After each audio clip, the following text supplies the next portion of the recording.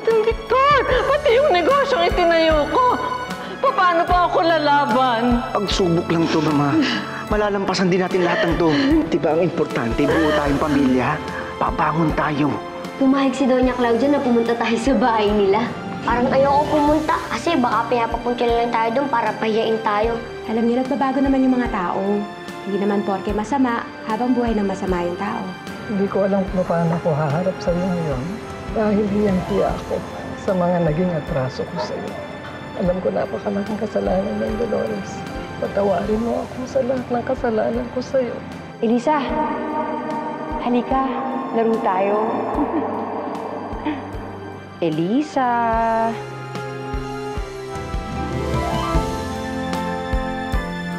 Elisa.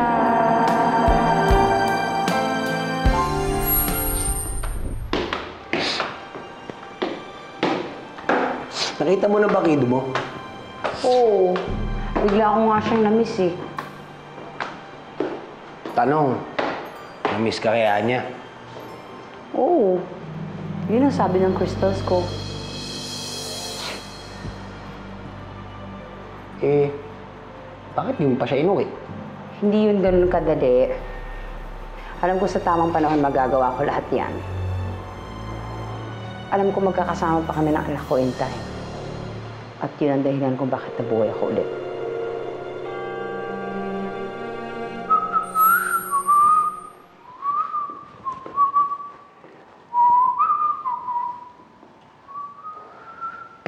Oh. May bago pala kami ngayon dito.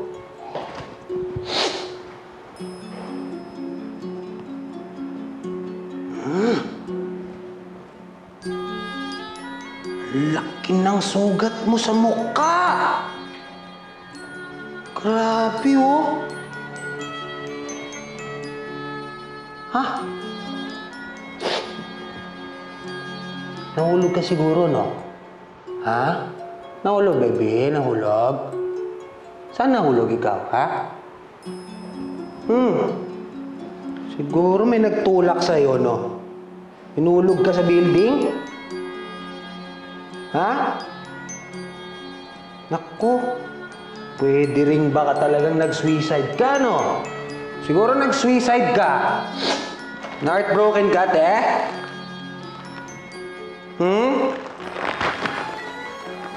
Or, tingin ko baka naman talagang nahulog ka lang sa katangahan mo, te, sa hagdanan. O saan kaya talaga nahulog? Sa tulay. Sa tulay? Pero pwede...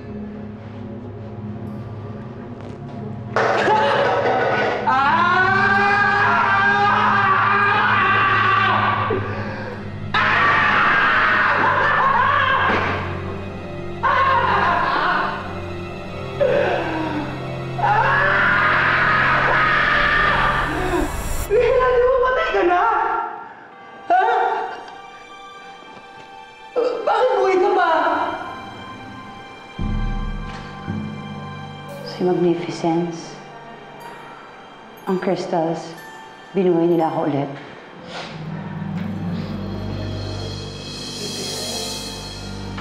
Crystal? Check ko lang, ha.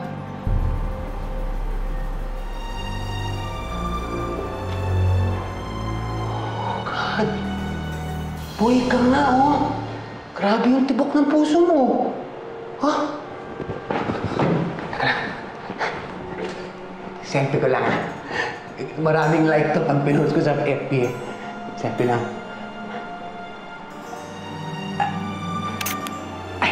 Thank you. Grabe to.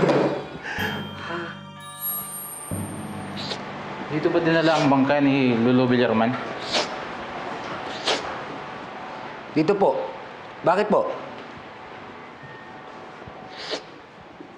Lumapit kasi sa amin yung ex-husband niya. Ipapalibing na raw ang bangkay.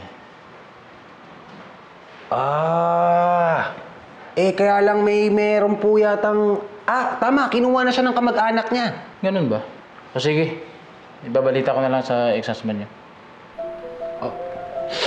Sige po. Salamat. Salamat po.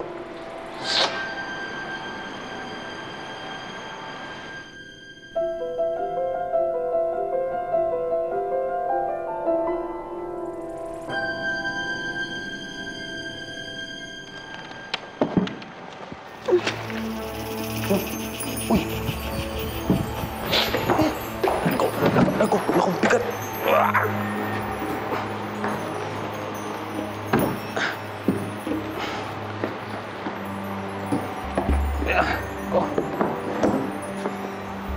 Salamat, Elmo, hindi mo ako nilaglag.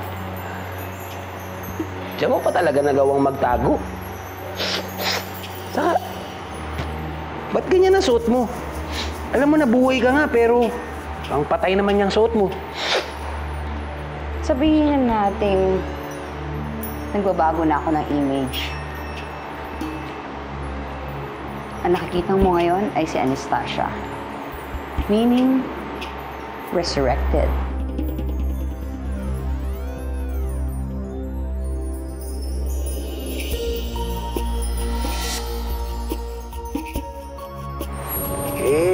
Ano ba talagang plano mo sa kido mo? Bakit mo ba siya binabalikan, Lulu? Anastasia. Simple lang. Kapag nakita ko siya ulit, e-embalsamin ko na siya. Para hindi na siya makalayo sa akin kahit kailan. Yung balsa? Porta kita dyan.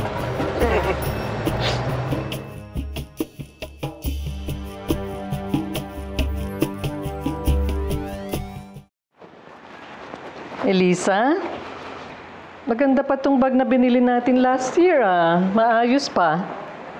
Pwede mo pang gamitin ulit. Huwag kang mag-alala ako, ha? Pag nagsweldo na ako dito sa aking consultation project, bibili kita ng bagong bag. Anong favorite, cartoon character? Elisa! Elisa! Halika! Laro tayo. Elisa, okay ka lang? Bakit parang lalim na iniisip ko? Ngayon po kasi tumawag ng pangalan ko kagabi eh. Ha? Saan? So kahit po, habang natutulog po ako, nagising nga po ako eh. Eh, sino naman tatawag sa'yo doon? Hindi ko po alam. O talaga, siguro nananaginip ka lang. O kaya, naalimpungatan ka. Ma, Oh, dito na nga pala si Dolores. Siyatin na namin si Elisa sa eskwelahan. sige. Good morning po, Doña Claudia. Ako, Ma'am Claudia na lang. Simple na tayo ngayon. O sige, tid ka na nila, Elisa. Halika na, anak. Oh. Be good in school, ha? Anak, ay masakit ba sa'yo? Bakit yung itsura mo? Halika na. Victoria, yung baon. Sige, ma. Ano na kami, ma? Sige, bye-bye. Ingat kayo.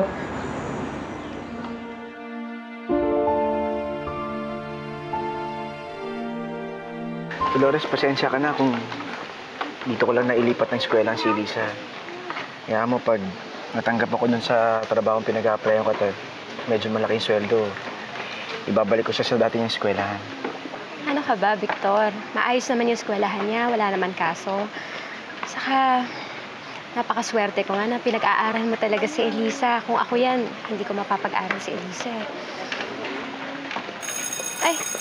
Oh, anak. Ay, ayan Dali, na. baka maliit ka pa. Oo, pasok ka na sa loob. Gusto mo ba hatid ka pa namin? Hindi na po, okay lang po. Kaya ko na po. Sige po. Sige. Ingat ka, anak, ha? Papakabait ka, anak, ha? Oh, Oh, ito, bag mo. ang gamit mo. Kalimutan mo.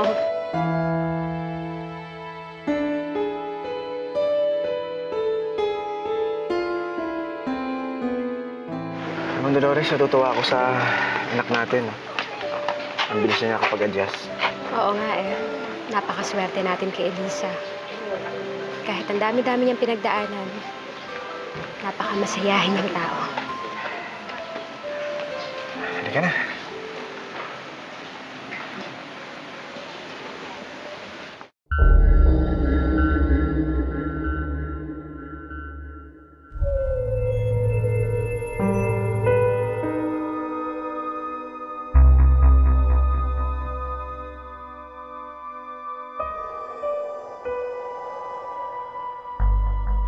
Alam mo ba, mayroon akong na-research na bagong paraan ng pagpipreserve ng lamang loob ng mga tao. Try ko nga yun dito kay Sir eh. Sir! Sir! Harbor ko yung lamang loob mo ha, Sir? Ha? Okay? Okay daw. Tapos alam mo ba, nakausap ko yung isang kasamahan kong scientifico. Gusto niya makipag-tie up sa gagawin kong eksperimento. Ikaw, baka gusto mong join. Sali ka. Hello? Uy. Ba't ang tahimik mo? Tahimik ka pa dito sa patay eh. I'm just sad. Saan? Bakit? Nakita ko si Elisa kanina with her new parents. Ang sweet-sweet nila. Ikaw naman kasi. May chance ka niyang kunin yung anak mo. Hindi mo pa ginawa. Yan tuloy, yung lungkot mo. Para kang namatayan.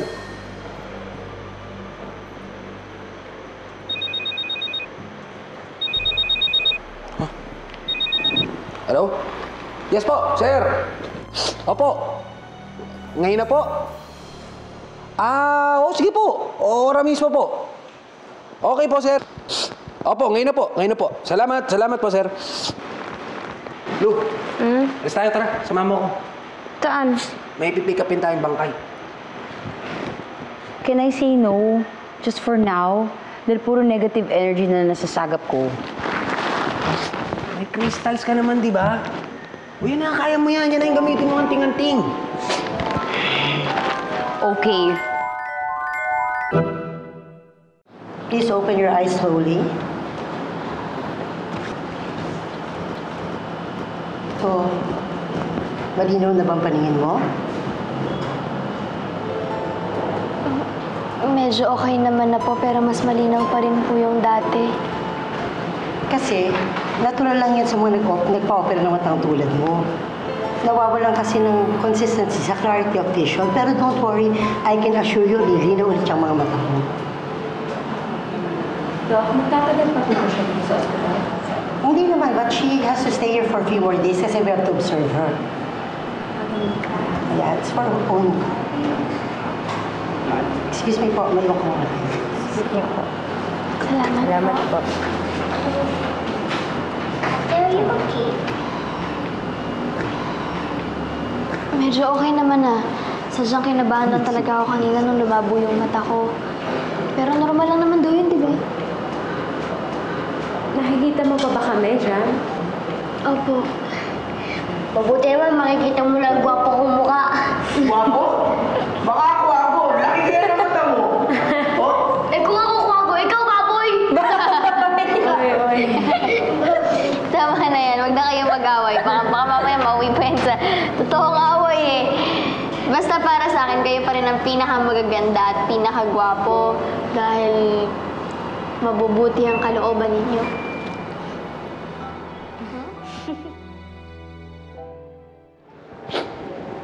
Tatawagin ko lang yung kontak ko sa morgue, ha? Sige.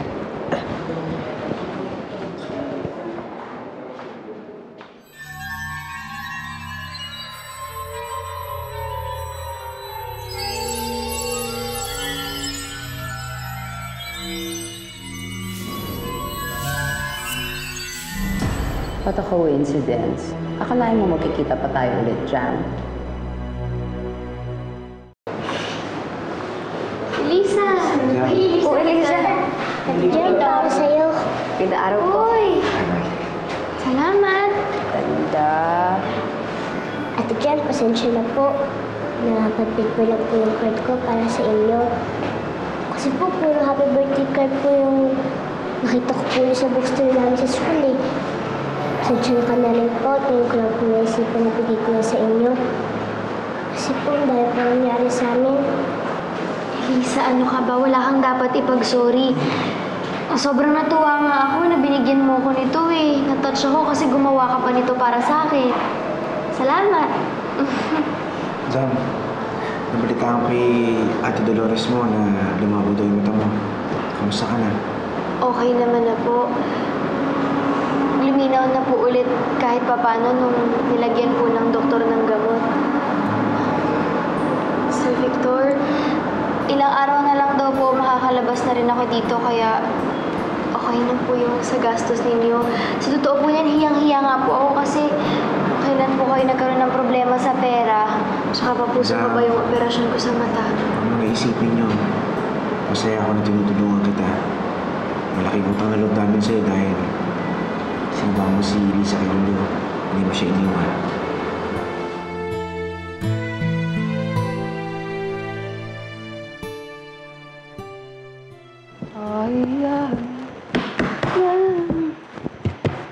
Okay itong ataol, oh. Matibay.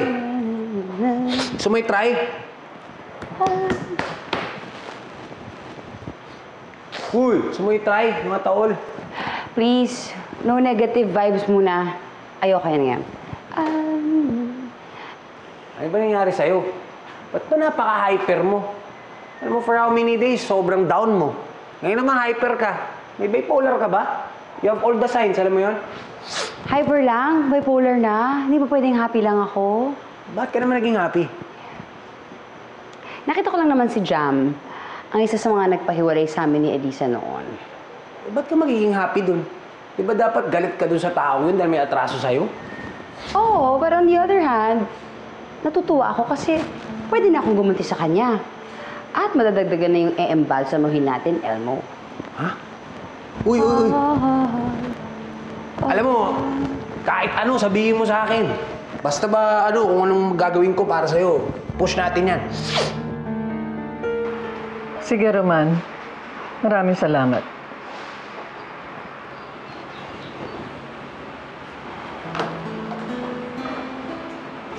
Lola, okay lang po ba kayo?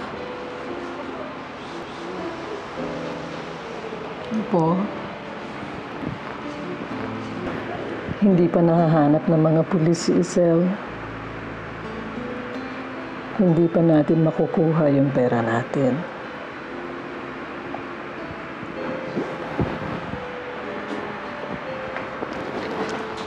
Lola, hindi po kayo mag-alala.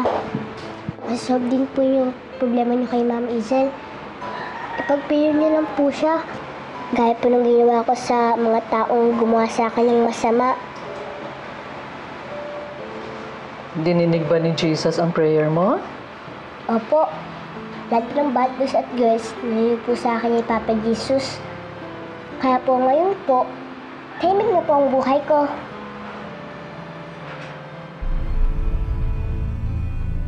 My Magnificence, please accept my unique and simple offering to you. Thanks for giving me a chance to live again at makasama si Elisa. At makita ulit si Jam. Sana bigyan niyo ako ng pagkakataong makaganti sa kanya. For ours is the universal cosmic power and unity forever and ever. Amen. Ate Jam, kamusta yung paningin mo? Malinaw na ba? Okay na, nakikita ko na yung kagandahan at kagwapuhan ninyo. I think birds of the same feather flock together. Maganda ka, magaganda rin kami. Panis. Dati pinapangarap nung ni Ate Jam na nakakita siya ulit. Ngayon natupad na, di ba?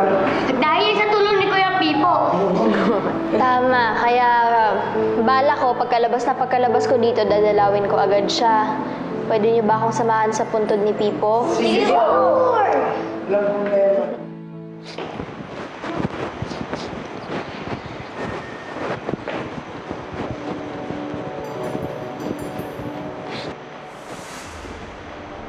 Talagang ginawa mong dressing room yung ataol ko, no? Ang lupit mo. Bakit ka ba lagi nakaitim? Ang lungkot. Well, hanggat di ko nababawi si Elisa, I don't feel like wearing anything colorful. Eh, bakit hindi mo pa kasi siya kunin? Naghihintay lang ako ng tamang timing. Naghihintay ako ng signs from my crystals. Pwede mo ba sabihin sa akin? No. Secret. Baka mabulilyaso mga plano ko. Okay, fine. Dahil mo paniniwala. Nay, gusto niyo po ba magustuhan po ito ni Ate Jam? Oo naman, cute naman siya. Ngayon po kasi makikita na Ate Jam yung mukha niya. Kaya naisipan ko po na salamin na bigay ko sa kanya. Kailan mo naman plano ibigay yan? Bukas po sana. Alam mo anak, kitang-kita ko sa mga mukha mo na masaya ka para kay Ate Jam mo. Alam niyo lang po yung mga pinagdadaanan niya. Maging masaya rin po kayo para sa kanya. Sana nga po wala na pong mangyaring problema kay Ate Jam. Ay, magkano nga po pala yan? 10 piso po. Sige. Nabalot ko na ba? Apo. Sige ate, maiwan ka na namin ha.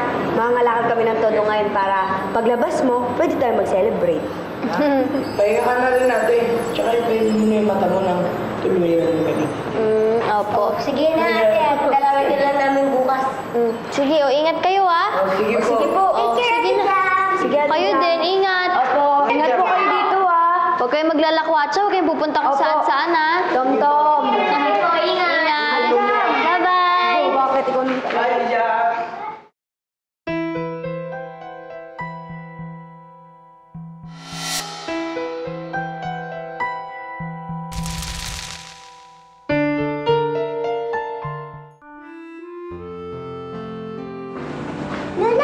Oh, Elisa!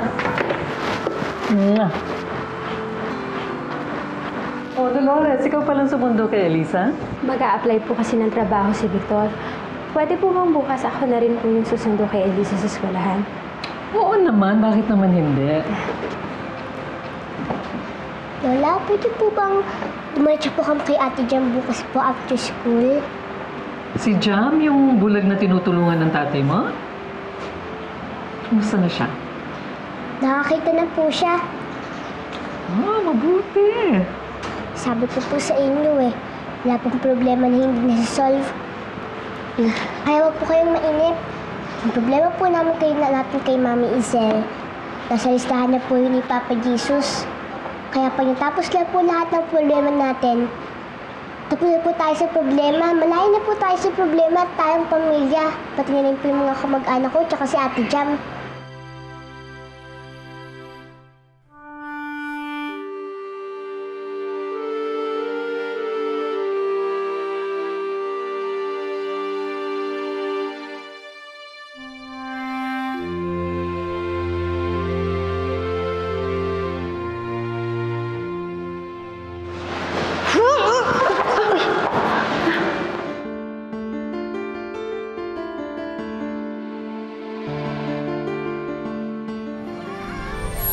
Elisa!